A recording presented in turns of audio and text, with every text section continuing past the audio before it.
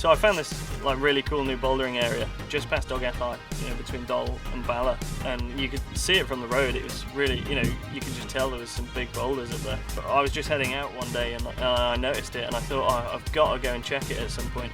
Got in the car, drove up there one day, and I just found these really cool boulders. And it was great. There was no chalk, nothing. It was like it had never been climbed before. It turns out that it had a few ascents there, but not many, and it was only on the easiest of the lines. It was great to be able to go there, and I put up probably 25 new problems. For first ascents, it was pretty amazing to find this place. One of the best parts about the boulders, I think, is there's like one main boulder in the centre, and then the others are clustered around it. But it's it's big.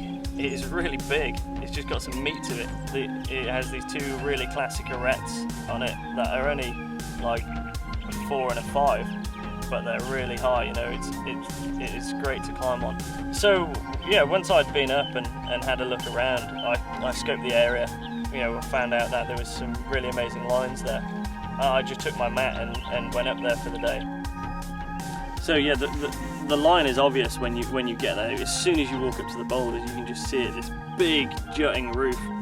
And I knew straight away it had to be climbed.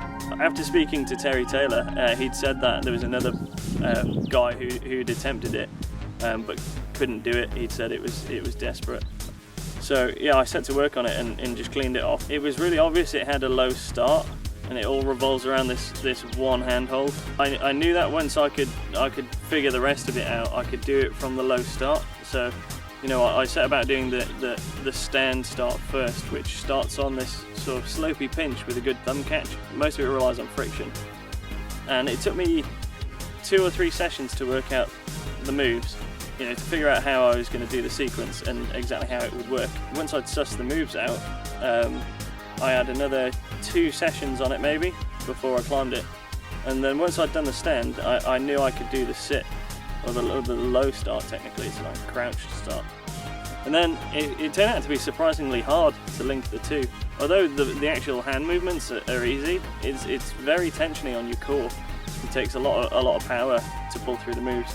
So it took me another 2 sessions to climb it after that. You start off by pulling on with a right hand stack on this good rail. It's a really good hold, and then like a nice low side pull, which again is excellent, and you bump out this really amazing crimp.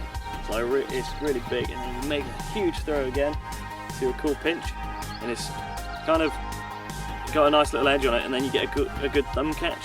And this was the easiest way of doing the first 2 moves that I could figure out, to link it into the stand. And then from there you rotate through and you get a pair of double toe hooks, and for me that's one of the harder moves. Like, getting the toe hooks is fine, but getting them to stick was just that it continuously, time and time again. Every time I threw behind me, my feet had come off. The friction on it was just so frustrating, just getting enough friction.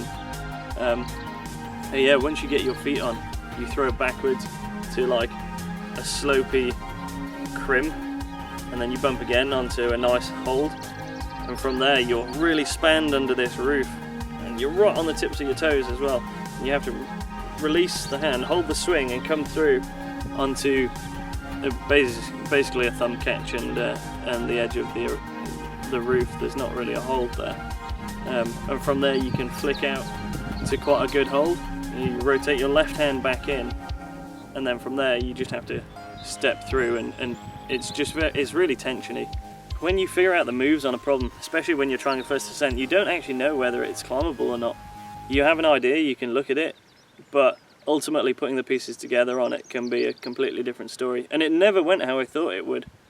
It was a completely different sequence to what I ever expected. The start moves I knew would be the same, but I assumed you would be able to come out leftwards and finish up the 6C problem, and it'd be around 7C.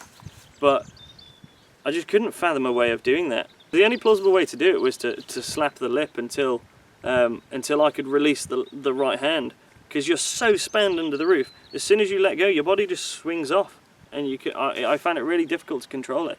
But yeah, once I'd figured the moves out, it became really straightforward. Then I just sessioned it until it was done.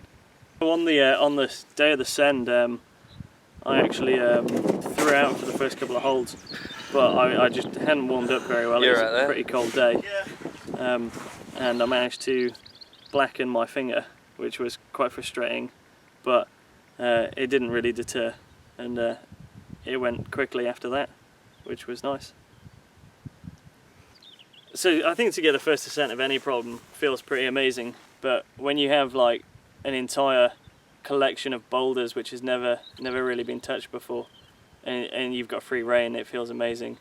And yeah, to climb a really beautiful hard route on your own boulder is just the best feeling.